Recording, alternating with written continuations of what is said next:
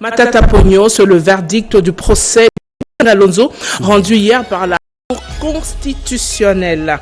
Pour améliorer la sécurité alimentaire et stimuler la croissance économique, les agriculteurs du site Secomaf ont été sensibilisés à ne pas être dépendants des importations des denrées alimentaires. Voilà tout pour les titres. Mesdames, Messieurs, bonjour et bienvenue à ce Midi Actualité. À la Chambre haute du Parlement, le rapport synthèse de l'audition de quelques membres du gouvernement par la commission mixte défense, sécurité et frontières, relations extérieures a été examiné à huis clos au cours de la plénière d'hier. Cette plénière avait également prorogé l'état de siège. Un condensé de Janine Kalinga. Sous la direction de l'honorable Jean-Michel Samakonde Kenge, président du Sénat, de la siège. plénière du mardi 20 mai à la Chambre haute du Parlement a consacré un temps pour examiner à huis clos le rapport synthèse de l'audition des membres du gouvernement dont les secteurs ont un rapport avec la gestion de l'état des sièges en cours dans les provinces de l'Ituri et Nord-Kivu.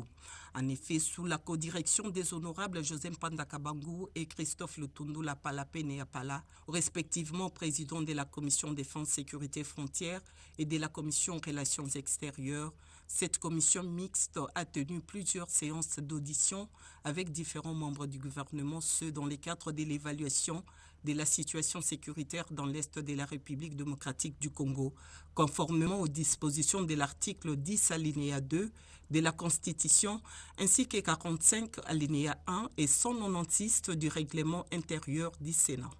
C'est à l'issue de leurs travaux qu'ils sont venus présenter ce rapport synthèse à la plénière qui en a débattu à huis clos pour dégager l'opportunité du maintien de l'état des sièges sur une partie du territoire national.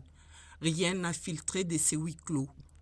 Il faut néanmoins noter qu'au cours de la même plénière, la Chambre haute a également autorisé pour la 99e fois la prorogation de l'état des sièges sur une partie du territoire de la République démocratique du Congo. Le projet de loi y afférent a été examiné sur la base de l'article 130 du règlement intérieur du Sénat. Son économie a été présentée aux honorables sénateurs par le ministre de la Formation professionnelle et métiers, Marc Ekila. Ce dernier a défendu le maintien de l'état des sièges tel qu'adopté à la 46e réunion du Conseil de ministres pour permettre aux FARDC de poursuivre leurs opérations de stabilisation et de pacification de l'Est qui est en proie aux violences de tout genre perpétrées par le Rwanda et ses supplétifs du M23 AFC. Comme annoncé à l'entame de ce journal, le procès Bukanga Alonso, le verdict est tombé hier. 10 ans de travaux forcés pour l'ancien Premier ministre Augustin Matata Pogno. 5 ans pour ses co-accusés, dont Deo Mutombo, les deux déchus de leurs droits civiques après leur peine. On fait le point dans ce reportage. La Cour constitutionnelle siège en matière répressive en premier et dernier ressort. Le ministère public entendu en ces réquisitions dit établi en fait comme en droit l'infraction de détournement des deniers publics portant sur la somme de 156 849 413 dollars américains mise à charge des prévenus Matata Pogno Mapon Augustin et Globler Christo Stéphanous condamne chacun à 5 ans de travaux forcés. Dit établi en fait comme en droit l'infraction de détournement de la somme de 89 millions de dollars américains mise à charge des prévenus Matata Pogno Mapon Augustin et Mutombo Mwananyembo de Ogacias. Conséquence, condamne chacun à 5 ans de travaux forcés. Dit que les deux infractions de détournement des deniers publics commises par les prévenus Matata Pogno Mapon Augustin sont en concours matériel. Le condamne de ce chef à une peine cumulée de 10 ans de travaux forcés. En outre, prononce les peines complémentaires ci-après. L'interdiction pour 5 ans, après exécution de la peine principale, du droit de vote et du droit d'éligibilité en ce qui concerne les prévenus Matata Ponoma Augustin et Mutombo Mananyengo Deogracias. L'interdiction d'accès aux fonctions publiques et para-étatiques, quel qu'en soit l'échelon à charge des mêmes prévenus Matata Ponoma Augustin et Mutombo Mananyengo Deogracias. La privation du droit à la condamnation et à la libération conditionnelle et à la réhabilitation à charge des prévenus Matata Ponoma Augustin et Mutombo Mananyengo Deogracias. L'expulsion définitive du territoire de la République démocratique du Congo après l'exécution de la peine à charge du prévenu Blondin Christos Stéphanos ordonne la confiscation des biens au prorata de la somme. Parlons infrastructure routière pour vous dire que le gouvernement congolais, par le biais du ministère des Infrastructures et Travaux Publics, a signé un protocole d'accord avec l'entreprise chinoise Joshi Wenzen Technology pour la construction d'une autoroute Banana-Kinshasa suivant un nouveau tracé qui sera fixé au terme des études entre la cité portuaire de Banana dans le Congo centrale et la ville de Kinshasa en passant par la ville portuaire de Matadi.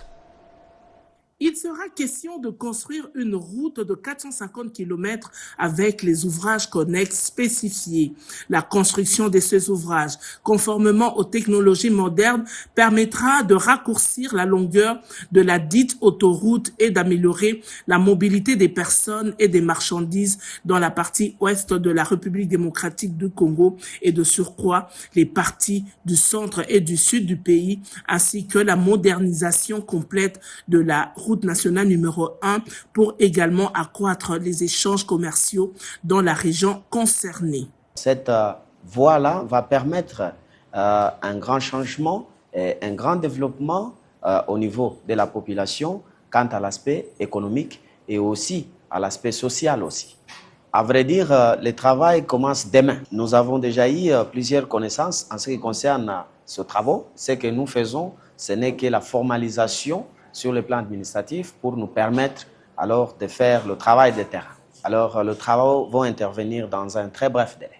Le présent protocole d'accord est conclu pour une durée de 12 mois, dont 6 mois pour les études et la seconde durée de 6 mois est destinée à la mobilisation de fonds pour l'exécution de travaux à partir de la signature du contrat commercial. Pour sa part, l'agence de pilotage, des coordinations et de suivi de conventions de collaboration, structure gouvernementale, travaillera en contact avec l'entrepreneur pour le suivi de la conception, la planification, des négociations de financement et autres dans le cadre de cette collaboration. Comment évoluent les travaux de construction du port sec de Kasumbalesa? Eh bien, pour avoir la réponse à cette question, une délégation de l'OGFREM a inspecté les travaux avec une délégation d'experts du ministère des Transports et Voies de Communication. Willy Atonakov pour le reportage.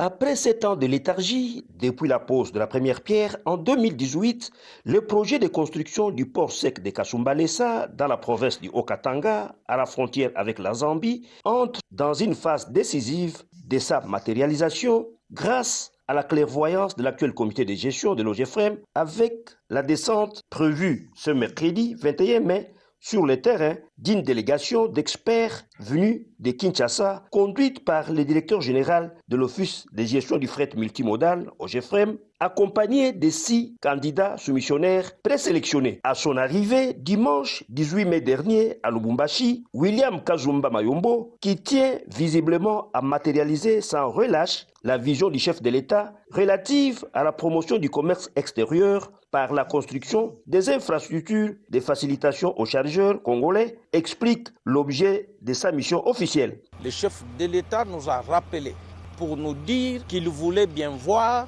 ces projets se réaliser dans le strict respect de nos lois sur la passation des marchés publics. C'est comme ça que le GFREM, avec ses experts, nous avons fait l'appel d'offres. Plus de 22 candidats ont répondu. Nous avons analysé les dossiers avec tous les services de l'État.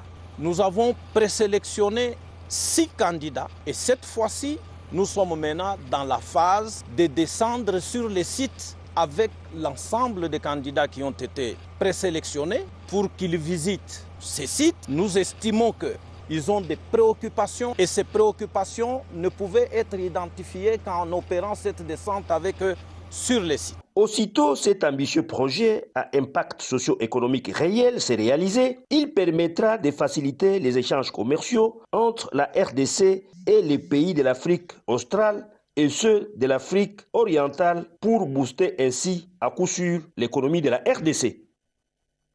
Le programme de désarmement, démobilisation, relèvement communautaire et stabilisation est un atelier pour élaborer un plan d'action prioritaire de son programme.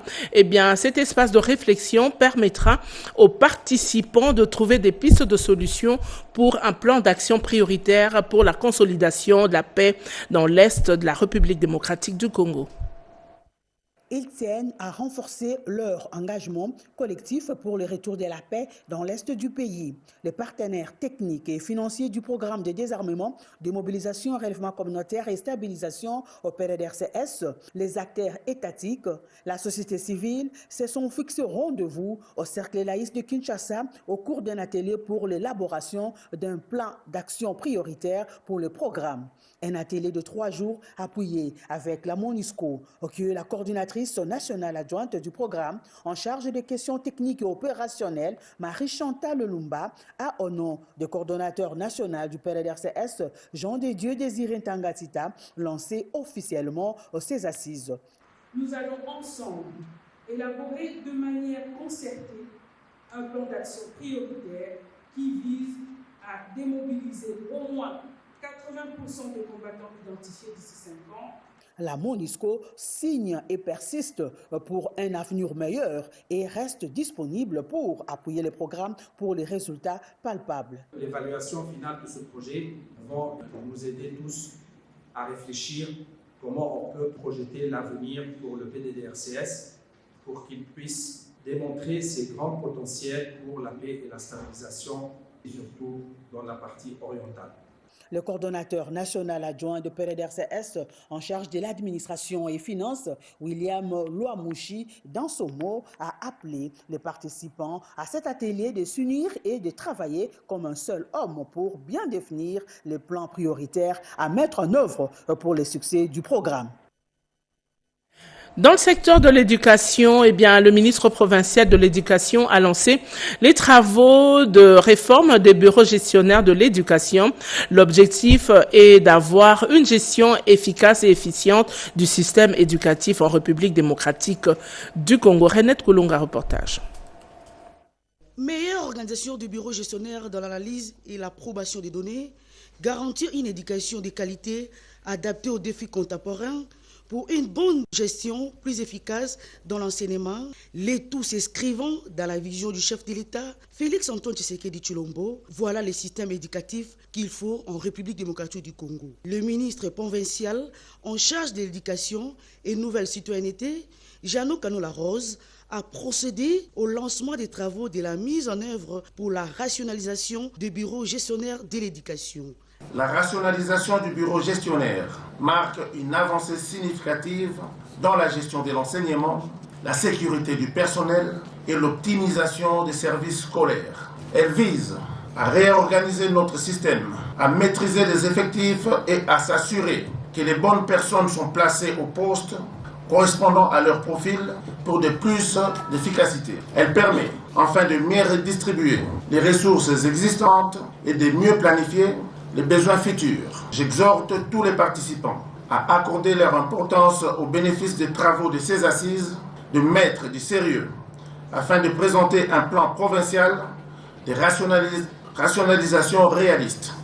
Je déclare officiellement ouvert les travaux de la mise en œuvre de la réforme de la rationalisation des bureaux gestionnaires de l'éducation nationale et nouvelle citoyenneté dans la ville-province de Kinshasa. La cérémonie s'est déroulée en présence du directeur du cabinet du ministre de l'Éducation nationale. L'actualité, c'est aussi cette détermination du ministre d'État de l'Agriculture et Sécurité alimentaire qui veut remporter la bataille de la sécurité alimentaire en faisant adhérer toutes les couches sociales à la vision du chef de l'État. Il a sensibilisé les agriculteurs de Ndjili Sekomaf à ne pas être dépendants de l'importation des denrées alimentaires. La revanche du sol sur le sous-sol, vision claire du chef de l'État, Félix-Antoine Tshisekedi Tshilombo dans le secteur agricole pour mettre fin à l'insécurité alimentaire, consolider la souveraineté alimentaire et faire du secteur agricole un facteur d'industrialisation, de croissance économique et de création d'emplois est le cheval de bataille du ministre d'État de l'Agriculture et Sécurité alimentaire. Pour Grégoire Mouchaïl Moutombe, la transformation du secteur agricole se veut ambitieux, axé sur la création des coopératives. L'objectif est de sortir l'économie et la population de la dépendance envers le secteur minier et des importations des denrées alimentaires. Il ne faut pas tout vendre, Nous ne devons pas attendre que le riz, le maïs et autres produits proviennent de l'extérieur. Nous ne mangeons pas le cobalt, ni les diamants, moins encore le coltan.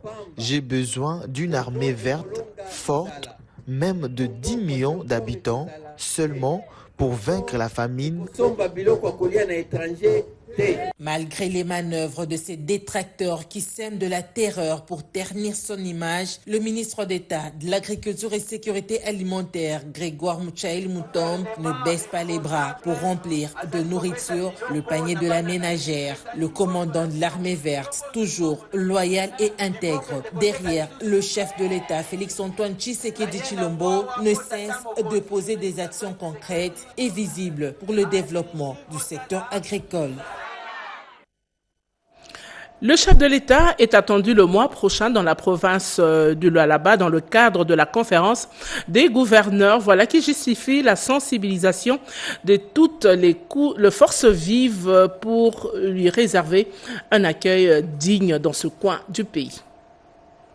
La commune d'Edilala met toutes les batteries en marche pour réserver un accueil à l'auteur de l'événement au chef de l'État, Félix-Antoine Tshisekedi Tshilombo. Une mobilisation de la base au sommet de l'Oualabé en prévision de la conférence des gouverneurs prévue au mois de juin prochain. L'autorité municipale d'Edilala, Françoise Mangoué Jikouaha, a tenu un conseil local de sécurité dans la grande salle de la maison communale pour sensibiliser toutes les forces vives pour un accueil digne au chef de l'État à Kolwezi. Ces chefs des quartiers ont promis de s'investir notamment dans l'assainissement de l'environnement qui occupe une place de choix dans le quotidien des administrés des FMK. Par ailleurs, la conférence des gouverneurs est une instance de concertation et d'harmonisation entre le pouvoir exécutif national et les gouverneurs des provinces. Elle a pour mission d'émettre des avis et de formuler des suggestions sur la politique à mener et la législation à édicter par la République. Au Nord-Ubangi, le gouverneur et vice-gouverneur nouvellement élus de cette province ont pris officiellement leurs fonctions en présence des élus et ministres provinciaux. La remise et reprise de fonctions entre le gouverneur sortant Mobutu Malonzimba et l'entrant Jean Bosco Kotongo Amfiobato à la tête du gouvernorat de la province du Nord-Ubangi a eu lieu ce mardi 20 mai 2025 à Gbadolité, chef-lieu de la dite province. Jean Bosco Kotongo et Odon Joseph Bongabo Deto, respectivement gouverneur et vice-gouverneur, ont pris officiellement leurs fonctions ce mardi au cours d'une cérémonie de remise et reprise supervisée par l'inspectrice de l'inspection de la territoriale du Nord-Ubangi. Signalons que c'est Maître Odon Joseph Bongabo, le vice-gouverneur qui a représenté son titulaire pendant cette remise et reprise, alors que le gouverneur sortant s'est fait représenter par M. Didier Mando Alaoué, qui faisait l'intérim de gouverneur de province. Cette cérémonie a connu l'assistance de plusieurs personnalités dont les élus provinciaux, le ministre provincial et autres figures importantes de la province. Rappelons que cette remise et reprise intervient 13 jours après leur investiture par l'ordonnance du président de la République Félix-Antoine Tshisekedi Tshilombo. Après la signature de procès-verbaux entre les deux parties, Odon Joseph Bongabo, qui a reçu entre la main de maître Didier Mando Alaoué les symboles du pouvoir, constitués des documents administratifs en 4 volumes, des sceaux et du drapeau, s'est exprimé en ces termes. Je voudrais également rendre un hommage mérité à son Excellence Monsieur le Président de la République et chef de l'État, son Excellence Félix Antoine Tshisekedi Tshilombo, qui a permis à ce que la province du Nord-Ubangi puisse connaître des élections en vue de l'installation de nouvelles autorités et qui par la suite n'a pas tardé de prendre une ordonnance pour nous permettre d'entrer en fonction. Le ministre d'État en charge du développement rural a visité le chantier de la prison dans le Haut-Ouélé lors de son passage à Ouacha.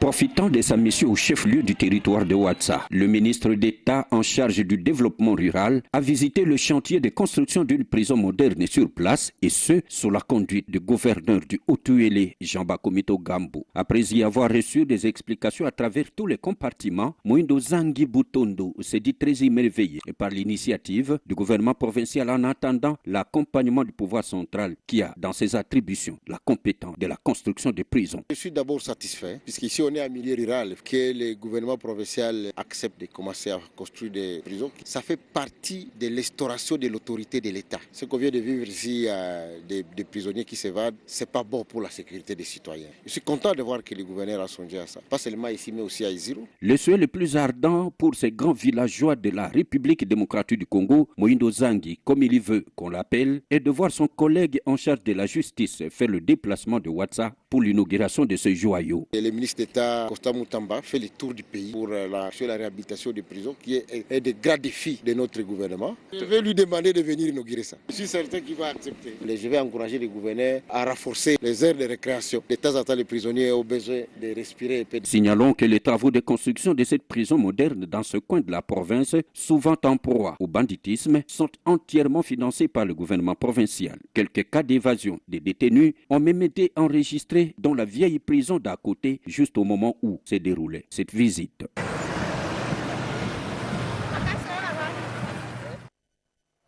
La ville de Bunia nécessite une bonne desserte en électricité et des infrastructures adéquates pour son développement. Ce qu'il faut retenir de la mission du conseiller principal du chef de l'État en charge des infrastructures à Bunia.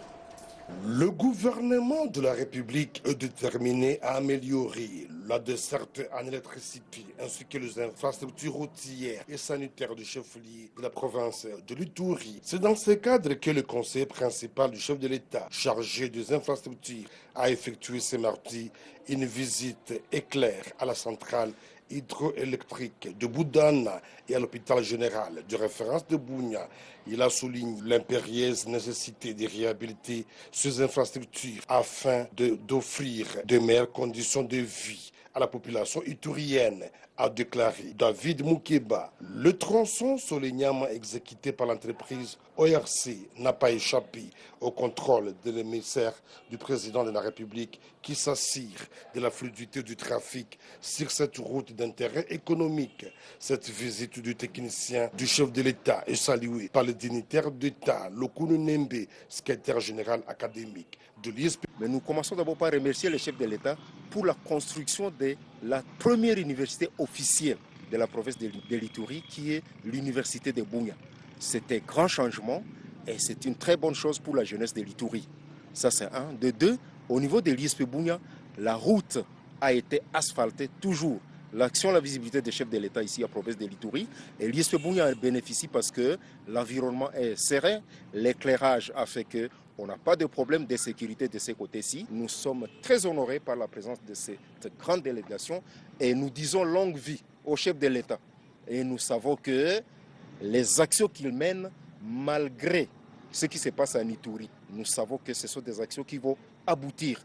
Et nous profitons de la présence de cette délégation ici pour dire à tous les groupes armés qui endeuillent l'Ituri, pour leur dire de saisir la main tendue des développements pour qu'il y ait construction de l'université, pour qu'il y ait asphaltage de la route, il faut la paix. Et il n'y a que eux qui troublent la paix. Et notons que durant le quinquennat en cours du mandat du président Félix Antoine Tshisekedi Tshilombo, la province de l'Ituri a bénéficié de plusieurs projets de développement à l'instar d'autres régions du pays. Il est donc tout à fait compréhensible que la population continue de soutenir cette vision ambitieuse pour un Congo émergent, prospère et fort. En mission dans le territoire de Sakanya, les députés provinciaux du Haut-Katanga ont visité différents ouvrages construits grâce à la redevance minière. C'est une nouvelle image que présente de nos jours le secteur des Balamba. Des infrastructures de base poussent comme des champignons sous l'initiative du chef des secteurs, Don Paulin Kambouandja, qui, selon la vision du chef de l'État, Félix Antoine Tshisekedi Tshilombo, et à travers la redevance minière, le cahier de charges et la dotation des entreprises KICC, Frontia et Sabwe Mining modernisent de plus en plus cette entité décentralisée. En mission d'itinérance dans le territoire des Sakanya, les députés provinciaux du Haut-Katanga, conduits par le président de l'Assemblée provinciale, l'honorable Kabwe Mwamba Michel, ont débuté leur mission par le secteur des Balamba. Accueillis par le chef des secteurs, ils ont visité différents ouvrages, commençant par le poste de santé de Kawimbi, en plein travaux de finissage. De là, la délégation s'est dirigée vers l'entrée de Kinsenda Kitotwe, où une salle polyvalente est construite selon les normes et dont les travaux sont presque finis. Arrivés à Kinsenda Gare, les honorables députés sont allés voir l'hôpital moderne déjà construit, ainsi que la morgue juste à côté. Le guest house n'a pas été oublié. Ici, plusieurs machines de couture sont conservées pour un projet d'encadrement des jeunes filles. L'honorable Kabwe Mwamba Michel a encouragé cet élan de développement. Vous savez qu'on a sillonné dans beaucoup plus de nos secteurs jusque-là. Il n'y a pas assez de réalisations. Ici, nous jetons beaucoup de fleurs au chef de secteur. Ailleurs, quand on donne l'argent, les gens pensent que cet argent est pour eux. Il faut manger, acheter des véhicules. Mais par contre, l'argent est pour développer le coin. Nous ne voulons pas qu'ils puissent donc s'enorgueillir par rapport à ça. Mais par contre, une bonne façon de les booster davantage pour qu'ils fassent encore très bien. Et nous venons de rencontrer un vrai patriote qui ne détourne pas les biens de l'État. C'est lui qui sait que ça, c'est le bien communautaire, qu'il faut le gérer d'une manière collégiale et il faut vraiment donc laisser l'État. Cette mission d'itinérance s'est poursuivie jusqu'à Lonchi, où les députés ont échangé avec la population avant la visite de l'entreprise minière Sabwe Mining. À Kinshasa, les travaux d'assainissement sont lancés dans plusieurs communes. Eh bien, le président de l'Assemblée provinciale était à Kimbanseke, au quartier Mikondo, pour se rendre compte des travaux de curage et des caniveaux. Conscient des difficultés que rencontrent les habitants du quartier Ndjoku dans la commune de Kimbanseke face aux inondations et l'insalubrité qui rongent ces coins, le président de l'Assemblée provinciale de Kinshasa, Levin Bouta, aux côtés des équipes techniques mobilisées pour cette opération, a effectué une visite d'inspection sur les lieux de travaux de curage des caniveaux. Cette action s'inscrit dans une vision plus large, celle d'un développement local ancré dans la proximité, l'écoute et l'action concrète. Nous avons estimé qu'en attendant que les grands travaux de la construction de la rocade qui passera par l'avenue Ndjoku puissent commencer, ainsi que les autres artères de la commune de Kimbanseke. Il était nécessaire pour nous de commencer par des travaux d'assainissement et il en sera comme ça chaque samedi. Après cette étape, l'honorable président s'est rendu dans d'autres avenues du quartier Mikondo pour constater la situation préoccupante des constructions anarchiques qui entravent la bonne circulation des eaux.